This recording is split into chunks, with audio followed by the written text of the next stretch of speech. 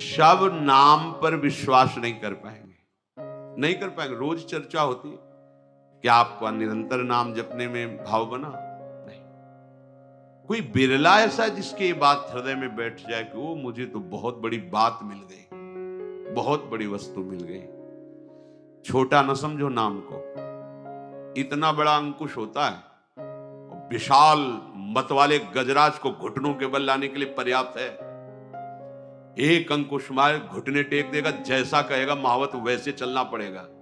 ये नाम अंकुश है, ये काल को भी घुटने में ले आवे, ऐसा अंकुश है नाम।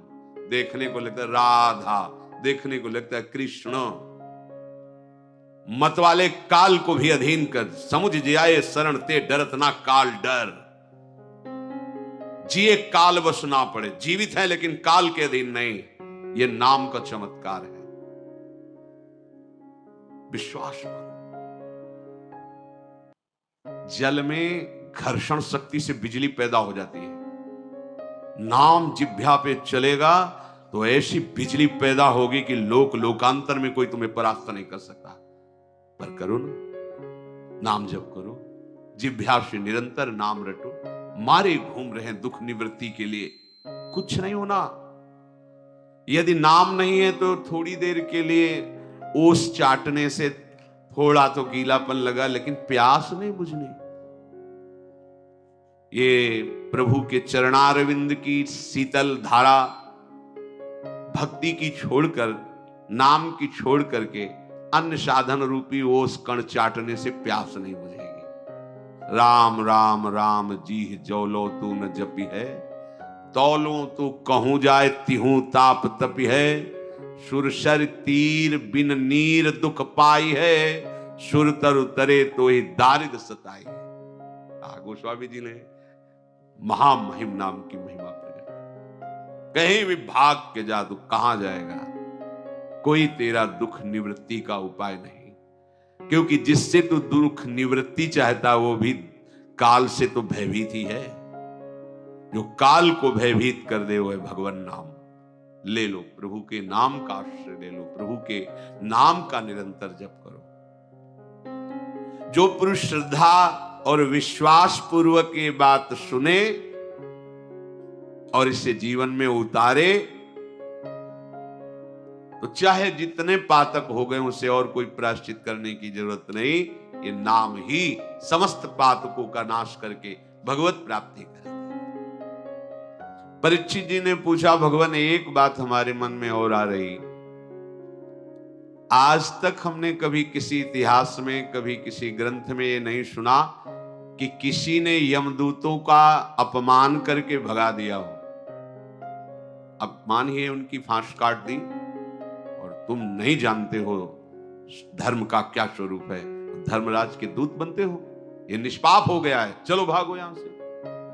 भगवान के पार्षदों की महामहिम तेज वृत्ति के आगे यमदूत कांप रहे थे और भाग गए।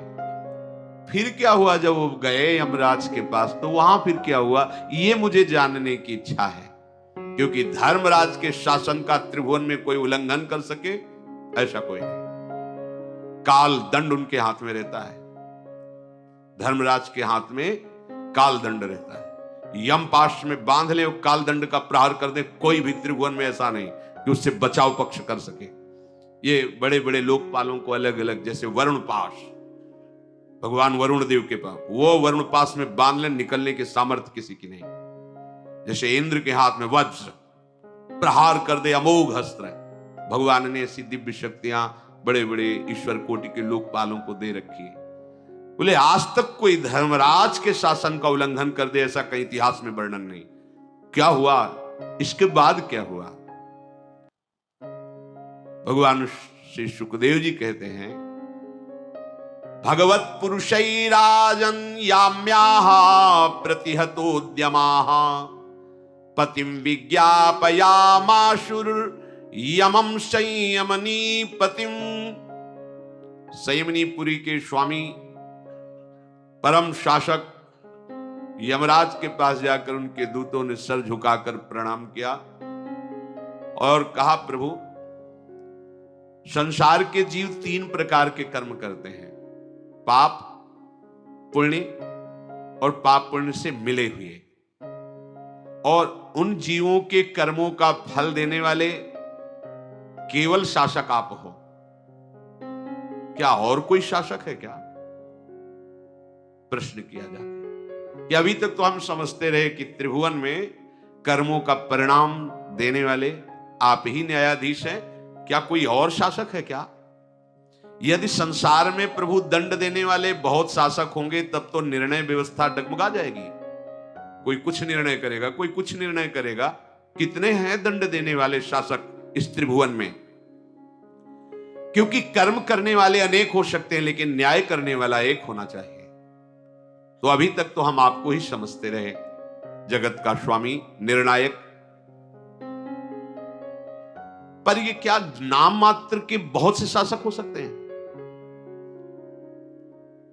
इसलिए पाप पुण्य का हिसाब होना तो फिर बहुत मुश्किल पड़ जाएगा। अपने अपने हिसाब से अगर कई शासक होंगे, निर्णय करेंगे, किसकी बात मानी जाएगी? प्रभु, आज तक देखा गया है कि आपके द्वारा नियत किए हुए दंड की अवहेलना करने की सामर्थ्य किसी में नहीं है।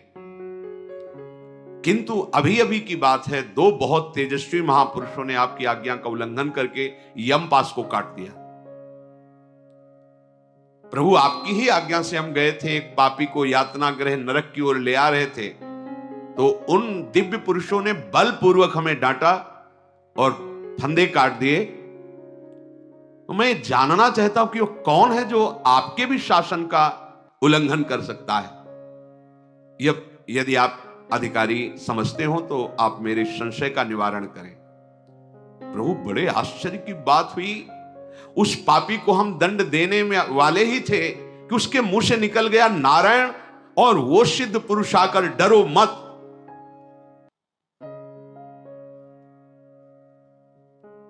ऐसा कहते हुए तत्काल बचा लिया। जब प्रजा शासक भगवान यम अपने दूतों का ऐसा प्रश्न सुना तो सबसे पहले हाथ जोड़कर मस्तक झुकाकर प्रभु श्री हरि को प्रणाम किया। यमराज ने दूतों से कहा, तुम अभी नहीं जानते हो कि सबसे बड़ा विधान करने वाला कौन है। मैं तो उनका एक छोटा सा पार्षद हूं।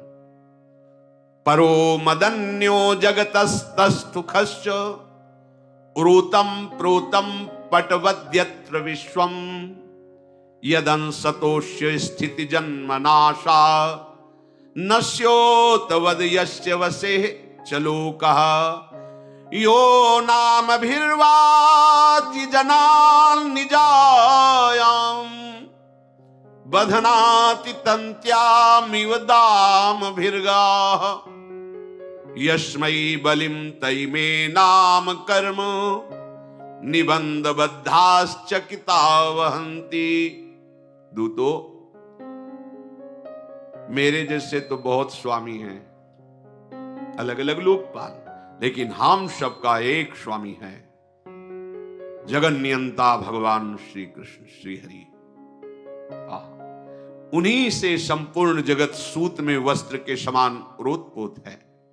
उन्हीं के अंश से ब्रह्मा, भगवान विष्णु, भगवान शंकर और ये चराचर जगत और इसकी लीला, उत्पत्ति, स्थिति, प्रलय, ये सब उन्हीं से होती है। ये सब ऐसे हैं जैसे नथे हुए बैल को रस्सी लेकर जैसे चलाना चाहता है वैसे वो बैल वाला चलाता है। ऐसे ही हम सब नथे हुए, जैसा हरि चाहते हैं वैसा ही हम चलते हैं। मेरे प्यारे दूतों, जैसे किसान अपने बैलों को पहले छोटी छोटी रस्सियों से नाथता है, फिर बड़ी रस्सी से बांध करके चलाता है, ऐसे जगदीश्वर भगवान वर्णाश्रम नाम की छोटी छोटी धर्म की रस्सियों से और वेदवाणी रूपी बड़ी रस्सी से हम सबको बांध कर चला रहे हैं। सारे जीव सब कर्म बंधन से बंधे हुए भयभीत रहते हैं और सब उन्हीं की आज्ञा पालन करने के लिए हम लोग तत्पर रहते हैं प्रतिपल। दूतों, मैं यमराज, देवराज इंद्र, निरति, वरुण, चंद्रमा, अग्नि, भगवान शंकर, वायु, सूर्य, भगवान ब्रह्मा, 12 आदित्य विश्व देवता, 8 वसु साध्य, 49 मरुत सिद्ध, 11 रुद्र, रजोगुण तमोगुण रहित भृगु आदि प्रजापति, बड़े बड़े देवता, बड़े बड़े ऋषि मुनि, सब उनके अधीन उनकी आज्ञा का पालन करते हैं। जो इस लोक के महेश्वर भगवान श्री हरि हैं। प्रभु कब क्या किस रूप में करना चाहते इस बात को कोई नहीं जानता, जिसको वो जना देते वही जान पाता है। जिस प्रकार घटपट आदि रूपवान पदार्थ अपने प्रकाशक नेत्र को नहीं देख सकते, वैसे ही सबके अंतःकरण में भगवान विराजमान हैं, पर कोई देख नहीं सकता। देख वही सकता है जो देखना चाहता है। जो देखना चाहता है तो वैसे ही चलेगा जैसे देखने वाले चलते हैं। प्राणी के इंद्रिय, मन, प्राण, हृदय, वाणी, किसी की भी सामर्थ्य नहीं किसके द्वारा वो उनको जान सके, और रहते उन्हीं के हृदय में। प्रभु सबके स्वामी हैं, परम स्वतंत्र हैं, मायापति हैं, पुरुषोत्तम हैं, और जो उनके दूत हैं वो उन्हीं के समान महिमा, रूप, गुण, स्वभाव से संपन्न हैं, और समस्त लोकों में सूक्ष्म रूप से विराजमान रहते हैं भगवत पार्षद। इसलिए डरने की जरूरत नहीं। हर समय भगवत पार्षद आपके पास हैं। आप गलत करोगे आपको दंड मिलेगा, वो देख रहे हैं, बचाएंगे नहीं। आप गलत नहीं हो, दंड देने का अधिकार काल को भी नहीं रह गया अब आपके ऊपर। अगर आप भक्त हैं, आप अपराध करते हैं, तो अपराध मोचन के लिए आपको दंड दिया जा रहा है, और वो देख रहे हैं कि आप पिट रहे हो, आप गाली खा रहे हो, क्योंकि देख रहे हैं आपने ऐसा कर्म किया है, उसको भोग लो, पवित्र होकर भगवान के पास पहुंचो। अन्यथा कोई तुम्हारे एक रोम को भी नहीं उखाड़ सकता, कोई तुम्हें किसी भी तरह की चोट नहीं पहुंचा सकता, क्योंकि हर समय हरि पार्षद विराजमान है। ये भगवान श्री हरि के देवताओं के द्वारा, हम लोगों के द्वारा भी पूजित पार्षद हैं। इनका दर्शन बड़ा दुर्लभ है। ये सदैव हरिनाम जाप, ध्यान से सुनना, ये सदैव हरिनाम जापक जनों को शत्रुओं से, मुझ यम से, अग्नि से, विपत्ति से, बड़े बड़े भय से सदैव बचाते रहते हैं। अपने को लगा ये बच गए, अपनी चतुराई से बच गए, या अमुक ने बचा, अमुक नहीं, भगवत पार्षदों ने बचा दिया। जैसे बाई जी को वो अकबर का भांजा छल करके बुलवा लिया मथुरा, 2 वैश्याओं को साधु वेश में भेजकर। गंगा यमुना बाई जी के चरित्र में आता है, करमेती जी के चरित्र में आता है। उन्होंने सामने से देखा कि दोष भाव से युक्त है, महापुरुष थी। भाई गंदी दृष्टि मत करना, ये शरीर प्रभु को अर्पित है, अगर गंदी दृष्टि से देखा तो तुम नष्ट हो जाओगे। उसको क्या पता भागवतिक महापुरुषों के वचनों के आंतरिक वृत्तियों का। आगे बढ़ा, आंख मूंद लिया, श्री हरिवंश, श्री हरिवंश, श्री हरिवंश। वो तो अपनी कुटिया में आ गई और उसकी दुर्दशा हो गई। हर समय भगवत पार्षद विराजमान। आज तक कहीं ऐसा नहीं सुनने को मिला कि महाभागवत मीरा जी, बड़ी बड़े जो, कहीं किसी ने, क्यों? हर समय वो सुरक्षित है भगवत पार्षदों से। अब आप भगवत भाव का नाटक करें, हृदय में मलिनता लेकर विचरें, अपराध करें, तो फिर दंड मिलेगा आपको कि भगवान ने बचाया नहीं। तो भगवान ने स्वतंत्रता दी है। आप आग छूओगे तो आग में जलोगे, चंदन छूओगे शीतलता मिलेगी, पर आप कुछ नहीं छू रहे हो, आपको कोई आग छुआ दे तो चंदन हो जाएगी। ये बात समझना है। आपने कोई अपराध नहीं किया हो, आपको कोई दंड देना चाहे, ऐसा पैदा ही नहीं हुआ। देखो ना, बड़े बड़े महापुरुषों के चरित्रों को देखो।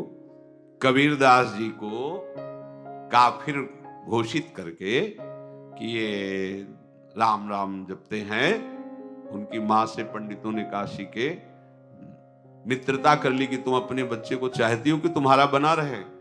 भोली वाली थी, उनका हाँ। बोले चलो बादशाह के पास, और जैसा हम कहें वैसा कहो तो बादशाह डांट देंगे और वो तुम्हारे पास ही रहने लगेंगे। वो भोली मां चली गई। बादशाह से कहा कि आपके देश में अकाल पड़ जाएगा। क्यों? क्योंकि अधर्म हो रहा है। कबीर राम राम जपते हैं, ऐसा वैसा बड़ा। तो देखो, उनकी मां खुद कह रही है ये काफिर और इस्लाम धर्म का शासक था, उसने कहा बंदी बना के लाए जाए। कबीरदास जी को बंदी बना के, क्या फर्क पड़ता है भक्तों को, चाहे फूलों की माला पहनाओ या लोहे की जंजीर बांधो, शरीर राग से रहित महापुरुष, उनके लिए तो सब खिलवाड़ है। ले गए